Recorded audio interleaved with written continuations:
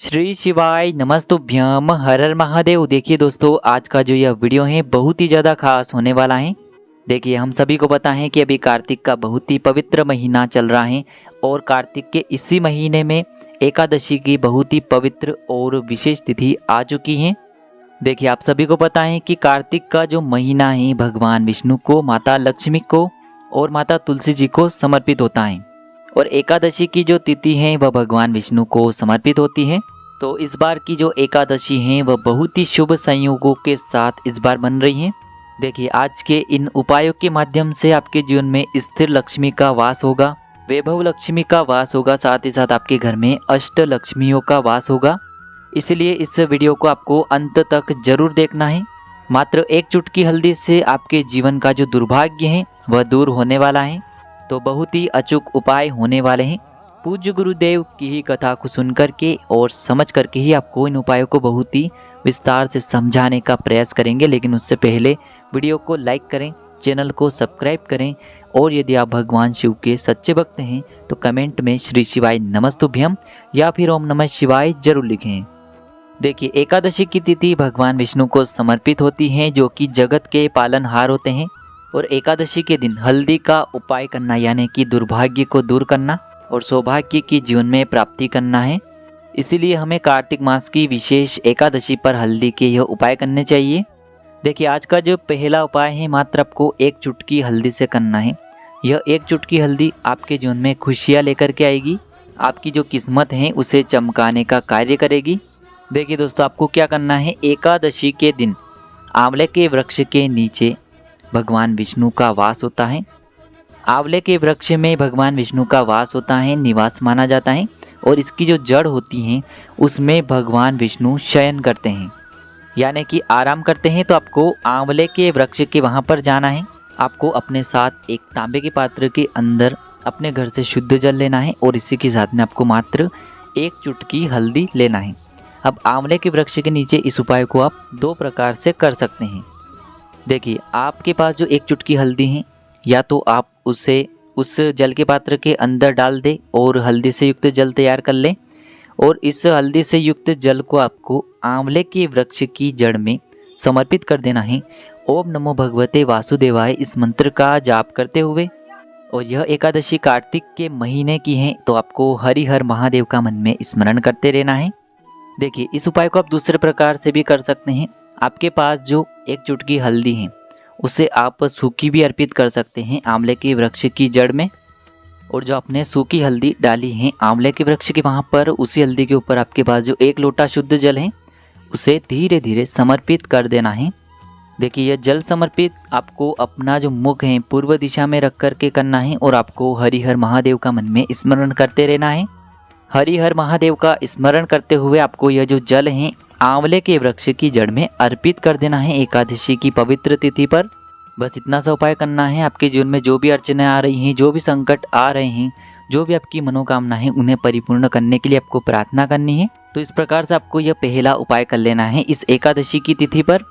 देखिए दोस्तों, अब हम जान लेते हैं दूसरे उपाय के बारे में। यह उपाय भी बहुत ही खास होने वाला है। यह उपाय आपके जीवन में स्थिर लक्ष्मी का वास कराने वाला है।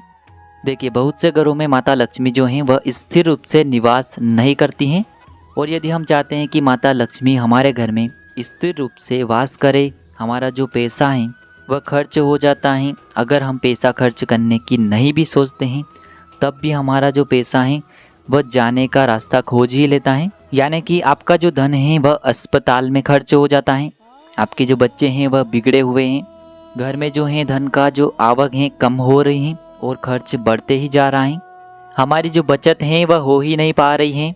तो स्थिर लक्ष्मी का वास कराने के लिए, घर में पैसों की बचत करने के लिए आपको यह विशेष उपाय जरूर करना चाहिए। घर में जितनी भी धन की समस्या है वह सभी दूर हो जाएगी और आपके घर में भी स्थिर लक्ष्मी का वास होने लगेगा। देखिए दोस्तों, इस उपाय को करने के लिए सबसे पहले तो आपको एक तांबे के पात्र के अंदर शुद्ध जल लेना है। जल आपको अपने घर से ही लेना है।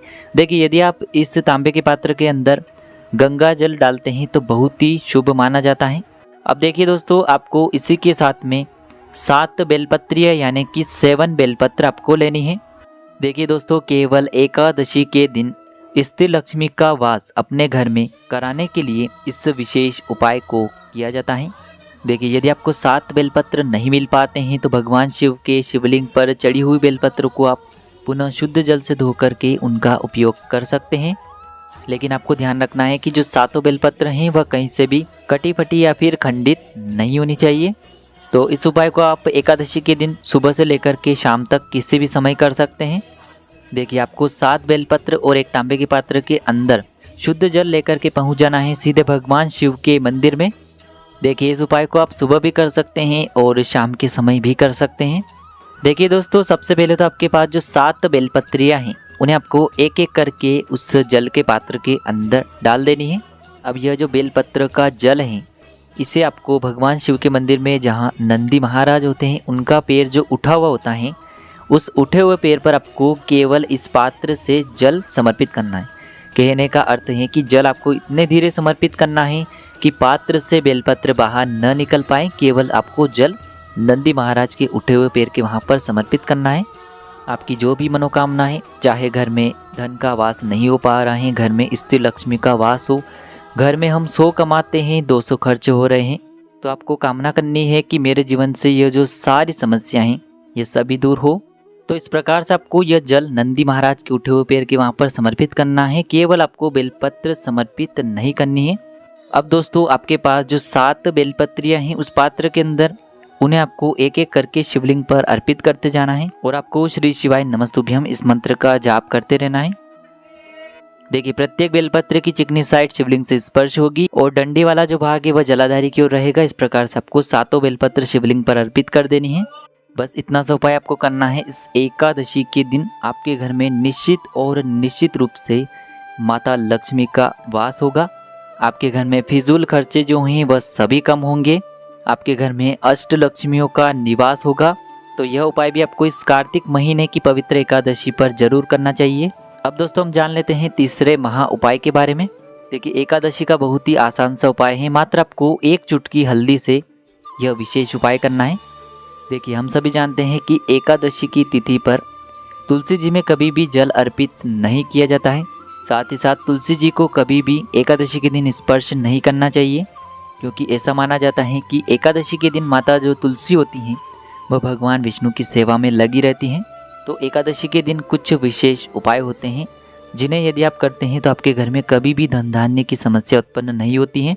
तो देखिए, इस उपाय के लिए आपको मात्र एक गोल बाती का दीपक तैयार करना है। देखिए, ये दीपक हमें विशेषकर भगवान विष्णु के निमित्त प्रज्वलित करना है, इसीलिए हमें इसमें गोल बाती का प्रयोग करना है। दीपक के अंदर आपको शुद्ध देसी घी का प्रयोग करना है और इसी के साथ में आपको 1 चुटकी हल्दी लेना है। 1 चुटकी हल्दी को और इस एक दीपक को लेकर के आपको अपने घर में जहाँ कहीं भी माता तुलसी जी का स्थान है वहाँ पर पहुँच जाना है।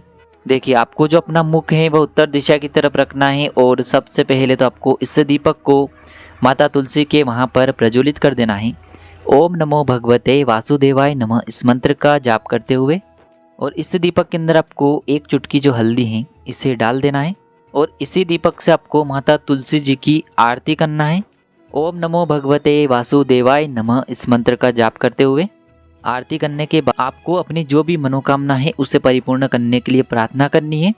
मनोकामना आपको ऐसी बोलना है जो आपके जीवन से दुर्भाग्य को दूर करे, जो आपके जीवन से जो तकलीफें हैं उन्हें समाप्त करे, क्योंकि हल्दी जो है वह आपके जीवन में सौभाग्य की वृद्धि करती हैं। देखिए, हल्दी का उपाय यदि हम भगवान विष्णु के वहाँ पर करते हैं, भगवान विष्णु के निमित्त करते हैं, तो इससे माता लक्ष्मी बहुत ही अधिक प्रसन्न होती हैं।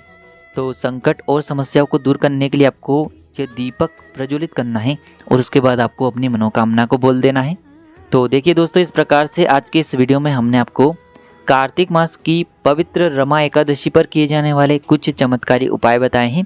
जो भी उपाय आपके लिए उचित हैं, सरल है, उसे आप कर सकते हैं। यदि उपाय से जुड़ा किसी भी प्रकार का सवाल रहता है तो कमेंट में पूछ लें।